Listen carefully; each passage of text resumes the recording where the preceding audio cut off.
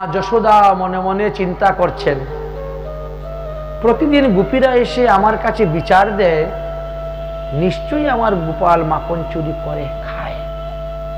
কিন্তু আমার ঘরে এত দধি দুগ্ধ থাকতে গোপাল অন্যের ঘরে চুরি করে খাবে কেন?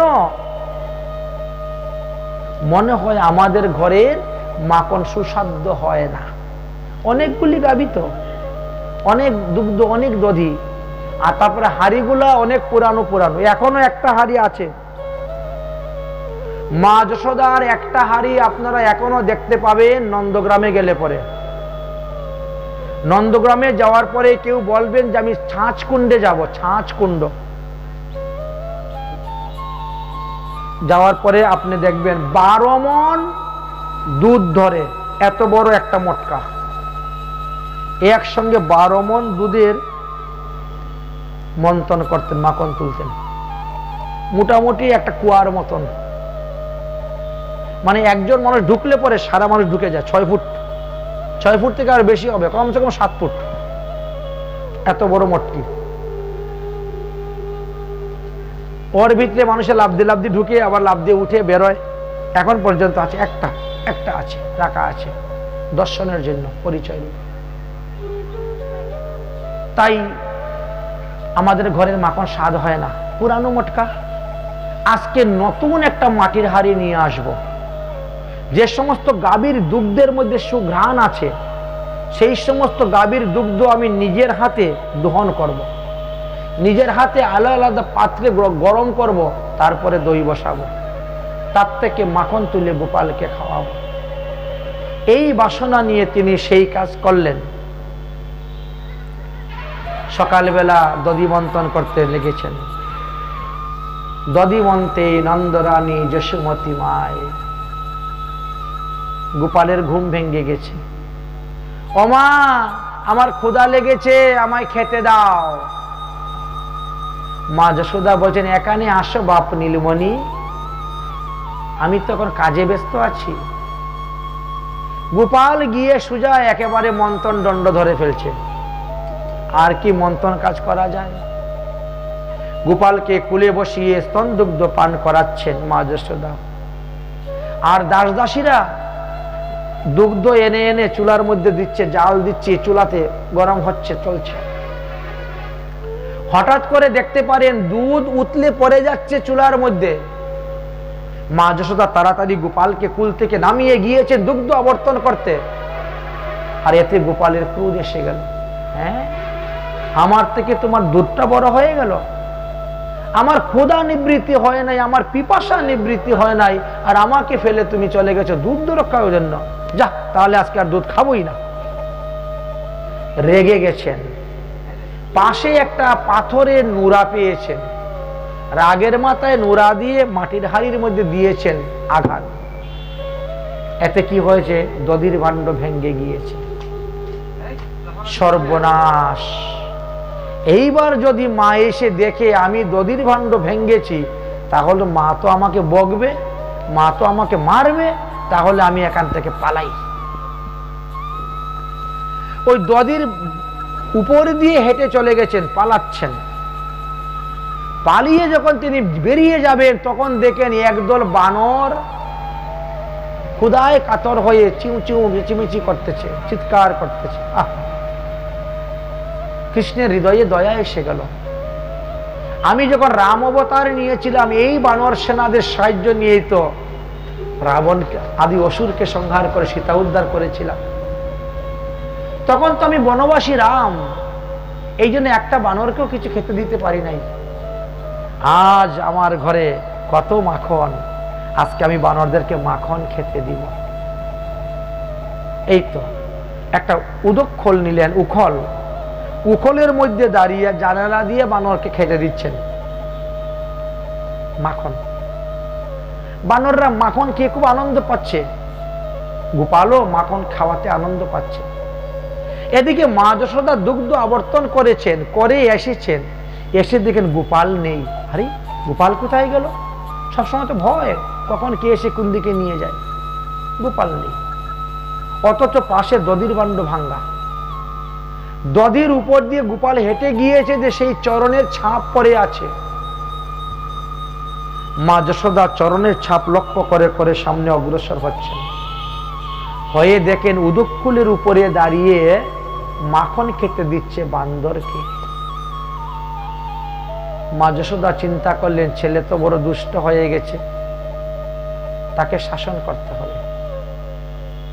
যদিও শাস্ত্রে বলছেন ৫ বর্ষ লালয়েত ১০ বর্ষ তারয়েত, ৫ বছর সন্তানকে খুব লালন পালন করবেন, যেই ৫ পার হয়ে ৬-এ পড়বে তখন থেকে শাসন, কথা না মানলেই উত্তম মধ্যম। কতদিন পর্যন্ত বলে ১৫ বছর পর্যন্ত। মাধ্যমিক ফাঁস হয়ে গেল, এখন পুত্র মিত্র সমান হয়ে গেল, বন্ধু সমতুল্য। এরপরে তার উপরে আর হাত তোলা যাবে না। এই ৫ থেকে ১৫ বছরের মধ্যে যে তার যে স্বভাব চরিত্র নিয়ে গঠন হবে, ওই একটু সারা জীবন থাকবে। কিন্তু এই সময়টাই আসল সময়। আর এই সময়ে যদি কেউ আদর দেয় তাহলে বাদর হয়ে যাবে, তাহলে আপনার মাথায় উঠে নাচবে। এই জন্য শাস্ত্রের সাবধান করেছে। মা যশোদা গোপালকে শাসন করার জন্য একটা লাঠি নিয়েছেন হাতে। ছেলে দুষ্ট হয়ে যাচ্ছে, বড় হচ্ছে, দুষ্টমি বেড়ে যাচ্ছে, শাসন করতে হবে, তাহলে ভয় পাবে। লাঠি হাতে নিয়েছেন, লাঠি হাতে নিয়ে আস্তে আস্তে যাচ্ছেন গোপালকে ধরার জন্য।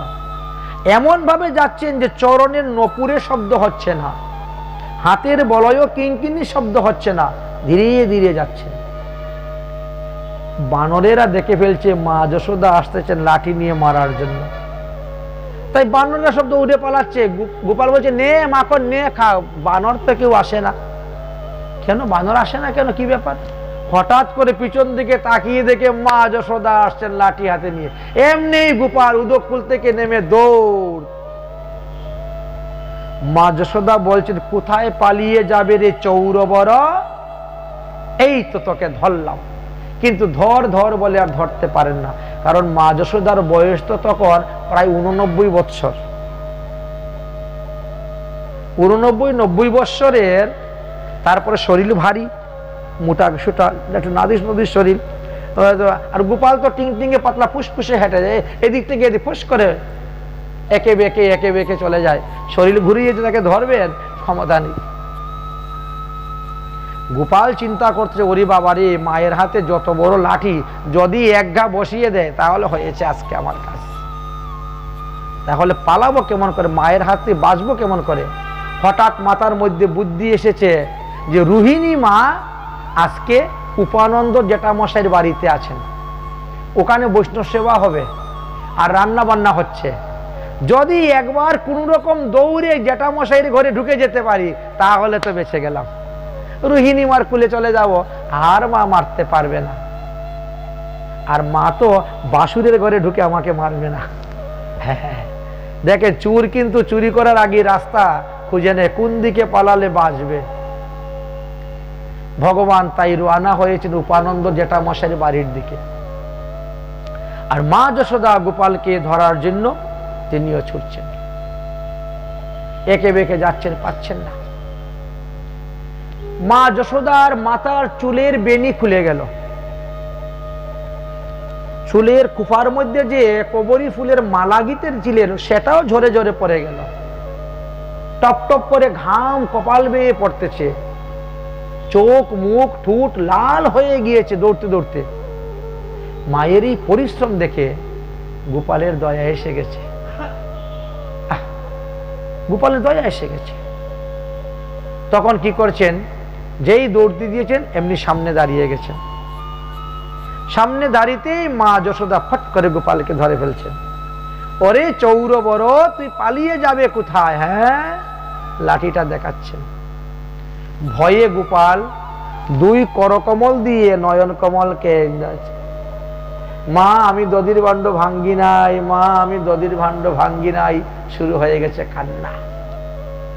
মা যশোদা চিন্তা করলেন, তাহলে তো আমার ছেলে ভয় পেয়েছে, লাঠিটা ফেলে দিই। তাহলে লাঠিটা ফেলে দিয়েছে। আমি দধির ভাণ্ড তুমি ভাঙ্গো নাই তো আমি ভেঙেছি? হ্যাঁ গো মা, তুমি ভেঙেছ। আমি কখন দধির ভাণ্ড ভাঙলাম?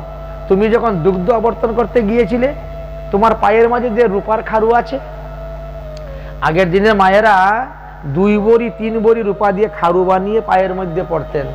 এখনো আদিবাসীদের মধ্যে দেখা যায়, আছে অনেকের পায়ের মধ্যে রূপার খারু। তো ওটার আঘাত লেগেই তো মাটির হাড়ি ভেঙেছে। আর তুমি আমাকে আমি আমি আমি ভাঙি নাই, আমি ভেঙে নেই। আচ্ছা, তো আমি যখন ভেঙেছি তুমি পালিয়ে গেলে কেন? ঠিক আছে, আমার পায়ের খারুর দ্বারাই দধির পাণ্ড ভেঙেছে, তুমি কেন পালিয়ে গেলে সেখান থেকে? বলে আমা আমি পালিয়ে যাই নাই তো, আমি দেখলাম একদল বানর ঢুকে ঘরের ভিতরে মাখন খেয়ে নিচ্ছে, তাই আমি বানর তাড়াতে গিয়েছিলাম। মিথ্যেবাদী, আমি দেখেছি তুমি বানরকে বসে বসে মাখন খাওয়াচ্ছ, আর তুমি বলছো বানর তাড়াতে গিয়েছিলে।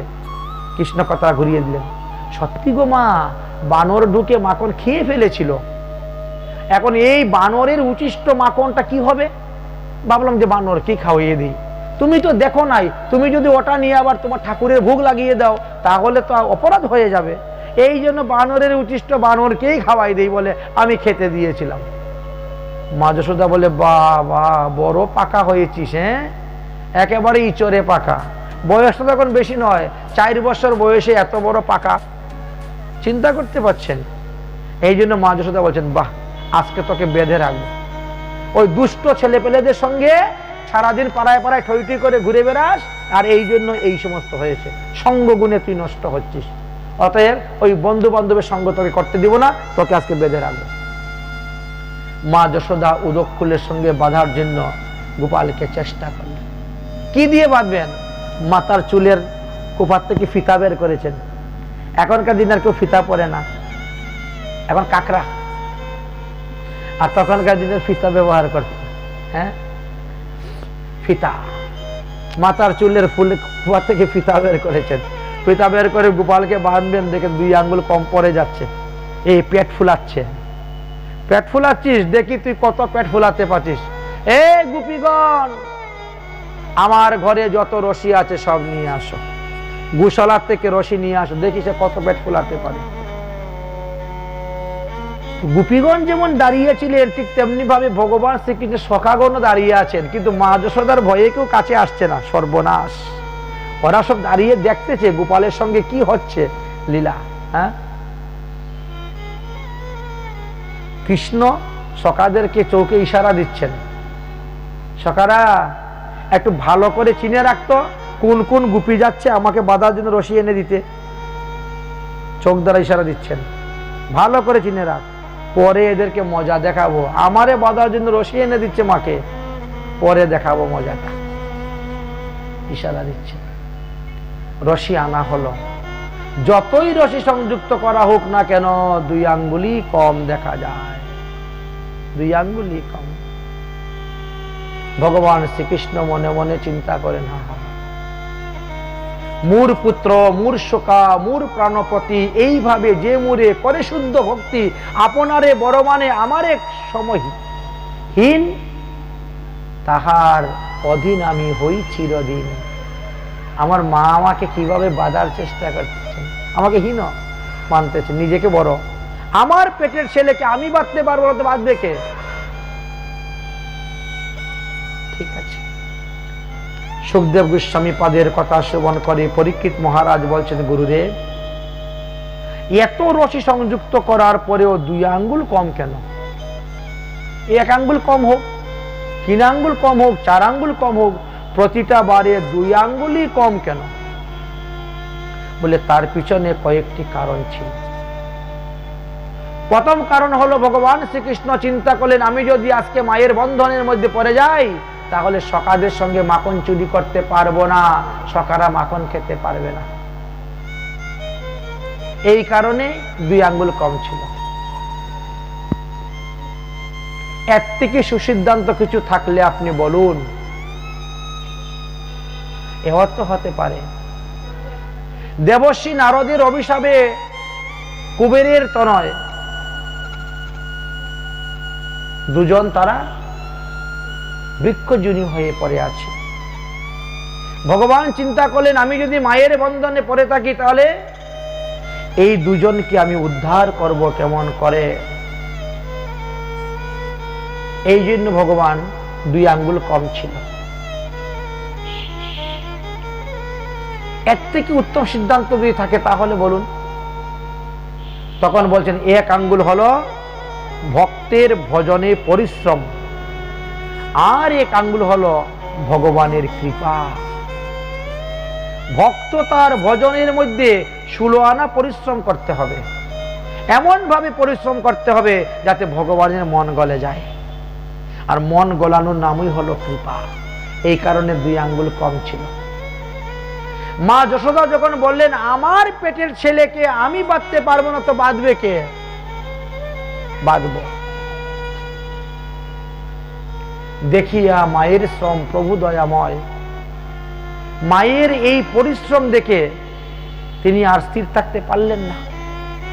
সুখদেবজি বলছেন সমাতা समातासी नगत्रायं विश्रजातनः सज्जायं दृष्टा परिश्रमं कृष्ण कृपाया आस्थितो सबंधने।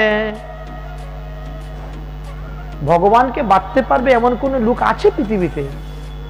কিন্তু ভগবান নিজেই নিজের বন্ধন নিলেন মার কাছ থেকে। দেখিয়া মায়ের শ্রম প্রভু দয়াময়, আপনার বন্ধন প্রভু আপনি সে লয়। তখন মাসটা ছিল কার্তিক মাস। মা যশোদা গোপালকে বেঁধেছেন। কোথায় বেঁধেছেন? কোমরে রশি দিয়ে বেঁধেছেন।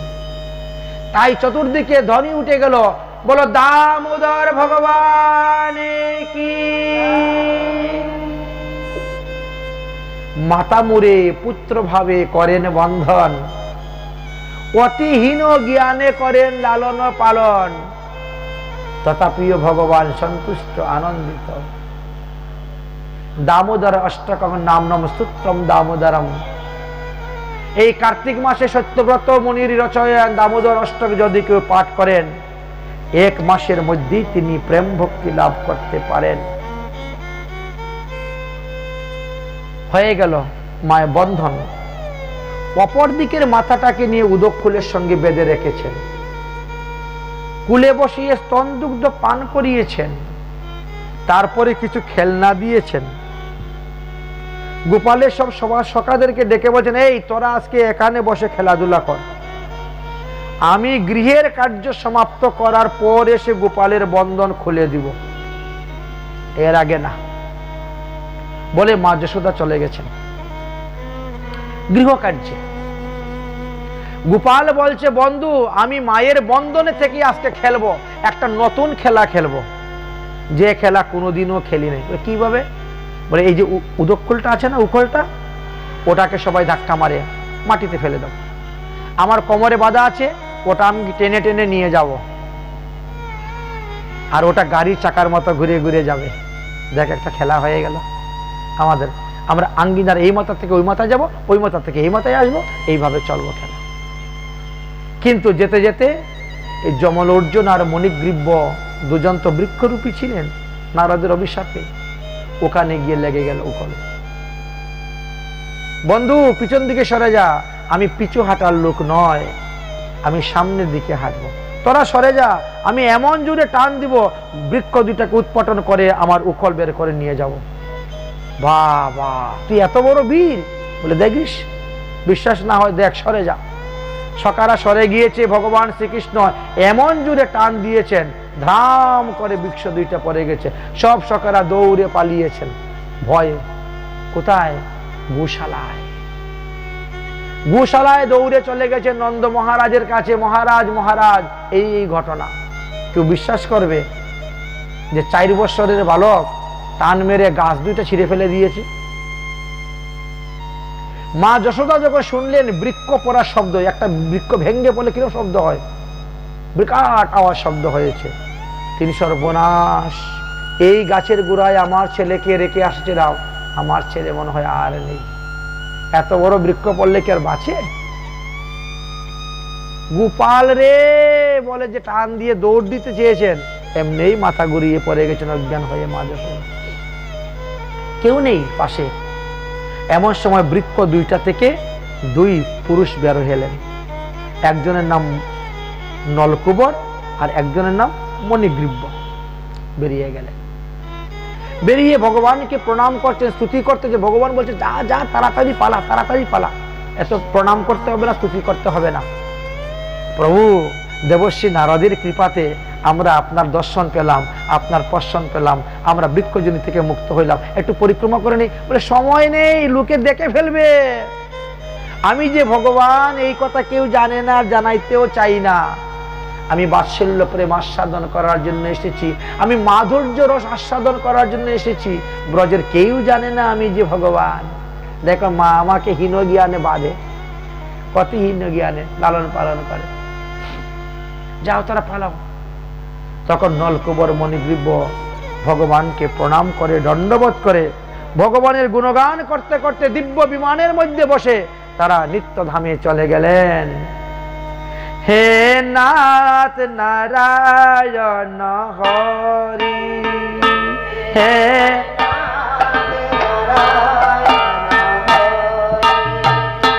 হে নাথ নারায়ণ হরি,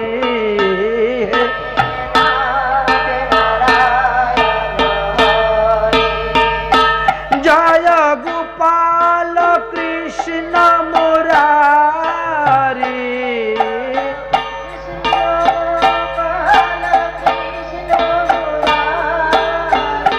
হে নাথ নারায়ণ হরি, হে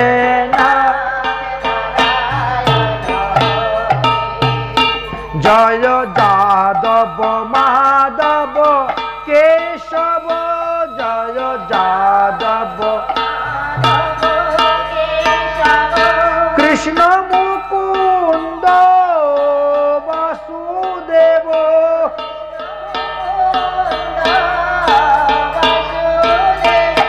রাধা রমণ গিরি ধারি, হে নাথ নারায়ণ হরি, হে নাথ হে সত্য সনাতন প্রভু,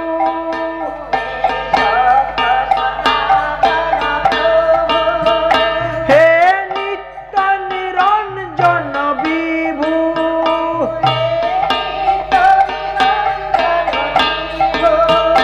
দীনবন্ধু দুঃখ হারি, হে নাথ নারায়ণ,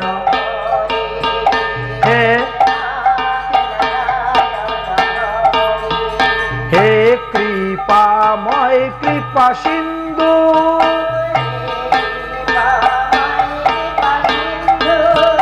জগন্নাথ জগৎ বন্ধু,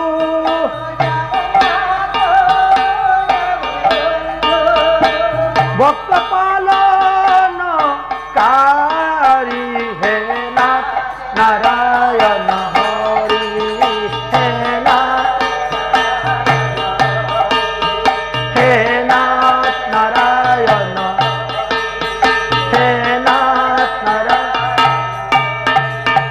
বলো কৃষ্ণচন্দ্র ভগবান কি, ভক্তবৎসল ভগবান কি, মণিগ্রীব নলকূপর উদ্ধারকারী ভগবান কি। ভগবান তাদেরকে উদ্ধার করে দিয়ে দিলেন। এদিকে মহারাজ পরীক্ষিত জিজ্ঞাসা করলেন, হে গুরুদেব, কত্যতাং ভগবতেনৈনম উত্তমম সপনম কারণম। এই মণিগ্রীব নলকুবর তারা কার অভিশাপে বৃক্ষজনি প্রাপ্ত হয়েছিলেন? একটু কৃপা করে আপনি আমাকে বলুন। সুখদেবজি বলছেন, হে মহারাজ পরীক্ষিত, এই নলকুবর এবং মণিগ্রীব এরা দুইজন প্রচুর পরিমাণ ধন সম্পত্তির মালিক যে কুবের, সেই কুবেরের পুত্র ছিলেন। তার উপরে তারা আবার রুদ্রদেবের অনুচর ছিলেন বলে তারা ধরাকে সরা জ্ঞান করতেন। একবার কি হয়েছিল, বেশ কিছু অপ্সরাদেরকে নিয়ে এরা কামে উন্মত্ত হয়ে জলবিহার করতেছিল, বারুণী মদিরা পান করে কৈলাস পর্বতের উপরে। আর সেই সময়ে দেবর্ষি নারদ সেই দিকে যাচ্ছিলেন। অপ্সরাগণ দেবর্ষি নারদকে দেখে তাড়াতাড়ি তারা বস্ত্র পরিধান করলেন, দণ্ডবত প্রণাম করলেন, কিন্তু এই মণিগ্রীব নলকুবর তা করলেন না। এই জন্য তিনি তাদেরকে অভিসম্পাদ দিলেন, যা তোরা বৃক্ষজনি প্রাপ্ত হ। আর সেই কারণেই তারা বৃক্ষজনি প্রাপ্ত হয়েছিল। পরবর্তী সময়ে দেবর্ষি নারদের চরণে পরে ক্ষমা চাইলেন, তখন তারা অনুগ্রহ করলেন। প্রথমে নিগ্রহ, তারপরে অনুগ্রহ। যা নন্দ ভবনে, গোকুলে নন্দ ভবনে গিয়ে বৃক্ষরূপে জন্মগ্রহণ কর, ভগবান শ্রীকৃষ্ণের চরণ স্পর্শেতে তোরা উদ্ধার হবে। এইভাবে দেখা গেল তারা উদ্ধার হয়েছেন। আমরা এই স্থানে ভগবানের বাল্যলীলার কথা বিশ্রাম দিচ্ছি, তারপরে কৈশলীলার কথা বর্ণনা।